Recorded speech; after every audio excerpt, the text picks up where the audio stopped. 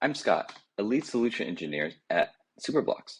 Today, we're going to show you how to turn a backend developer into a full-stack developer by leveraging low-code development tools. Backend developers can build and deploy fully functional web applications for internal users by using Python, some JavaScript, SQL, and little to no front-end styling. We're going to be using the Superblocks platform to accomplish this task today. Superblocks is an all-in-one platform for developers to create custom internal tools that can be leveraged across your organization to speed up internal processes. Backend developers will feel right at home using scripting languages like Python or JavaScript, together with connecting integrations to your databases like Postgres, as well as any internal-external API. And you don't need to write a single line of front-end JavaScript code. Today, we're going to be building a Customer 360 application for internal teams, such as our support or customer success teams. And this application will allow them to see customer activity, break down usage by individual customers and tiers, view individual customers, extend trials, upgrade a plan, see existing support tickets, and even delete an account in one place. We'll do this by breaking down data silos and connecting directly to all of our data sources, such as production databases, third-party SaaS services that power our customer help desk, and even spreadsheets in Google Sheets. Now let's open up this app in edit mode. Here at the top, we have displayed key performance indicators on the top of the application to give our team immediate insight into the overall customer health. These are powered by directly querying our data sources and then writing a Python function to format the output into a single data point for each KPI. Below, we're using the graphing library Plotly to generate rich visualizations to give our team insight into how many trials have opened up over time, the ticket count by status, and then a breakdown of customers by tiers, Starter, Pro, and Enterprise. At the bottom of the app, we have a table that lists our customers. And we want to be able to give our users the ability to drill into individual customers, see notes from recent meetings, view any support tickets that have been opened, and update customer info, such as their plan. To do this, we've created a slide out component to give us more space into the application to drill into individual customers. Now we want to give our team the ability to input their notes from customer check-in calls and view notes from previous calls. So let's first give them a way to view the notes from previous calls. So I'll drop a table component to the slide out component here, make it full width, and I'll title the table Call Notes. We'll remove the example data.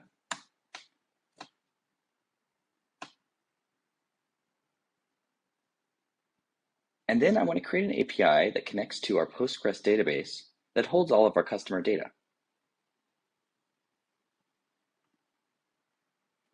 We'll add a SQL query that pulls the notes from our customer touchpoints table and filters based off of the company name from the selected row. Let me run that API, and then we can see it populating the call notes table here. Next, we'll need to give our team a way to add new notes from any meetings they attend. So first, we'll want to add a form component. Add a form component here. I'll make that full width, and then I'll make these buttons just a little bit bigger. And I'll title this Call Notes Input. I want to add a couple of input components. So first, I'll add a component to insert the call date, which I'll also call that call date for this input. And I'll give it some placeholder text just to give our users a hint on the necessary format.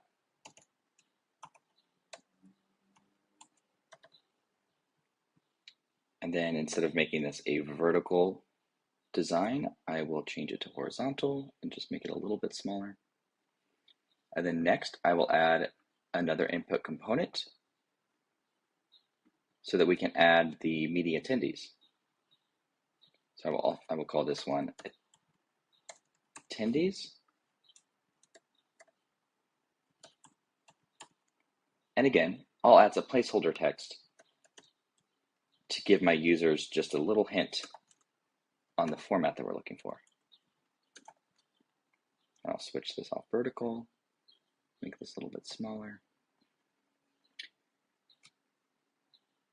And then finally, we'll want to add one last component to actually insert our notes. So I'll make this one a little bit bigger. I'll call this one call notes. Also change the name of the actual component. Enter notes here. Now when the submit button is clicked, we'll want to insert a new row into our Postgres table with the data from the input components above.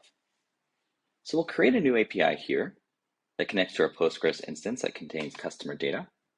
We'll call this API add notes, and then we'll use this SQL query that's going to use the values from those input components above to insert a new row containing customer notes.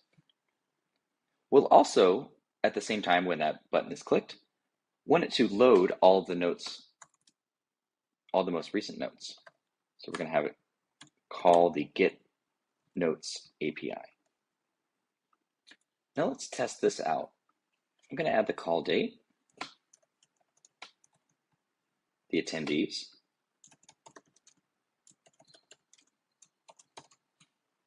and then some call notes.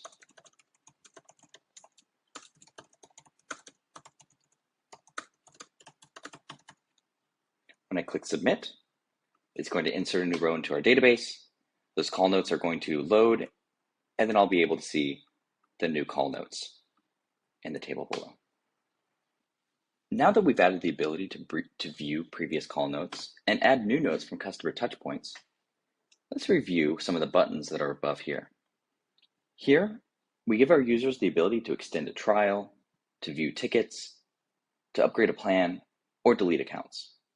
But on second thought, I probably don't want just any user to be able to do these actions for every single case. So let's take a look at the extend trial button. I'm going to change the disabled field. I'm going to write some quick JavaScript code that's going to make it so that this button will only be enabled for customers who are actually in a starter or trial plan. Next, let's take a look at this upgrade plan button. Now, it really only makes sense to upgrade a plan as long as I have a plan to upgrade to. In this case, our enterprise plan is our highest tier. So if a customer is on an enterprise plan, there's nothing to upgrade them to. So I'm going to add some more JavaScript here that's going to check whether or not a customer is in the enterprise plan, and if so, it will disable this button for them. And then finally, when I look at this delete account button, I really only want a few users to be able to do that. So in this disabled field, I'm going to add a JavaScript function that's going to check whether or not the user is part of the solutions managers group. Groups are things that we can set in Superblocks to assign granular permissions to. And if this user is not part of this group, this button will be disabled for them. Now that I'm done with my application, I'm going to click the deploy button. I'm going to add a note saying what I did. Add customer notes, update buttons, and click deploy. And now a new version of my application has been deployed. I can also go back and check previous versions and even roll back to those versions if needed. Now that our app is up and running, we'll need a way to monitor it to ensure a smooth production rollout. And we can do that by hooking it up to an observability vendor like Datadog. Once logs are flowing into Datadog, we can get a full view of how our applications are performing on Superblocks. We can also look at the errors, visualize the number of APIs being made, as well as which users are making those, and an alert on any errors.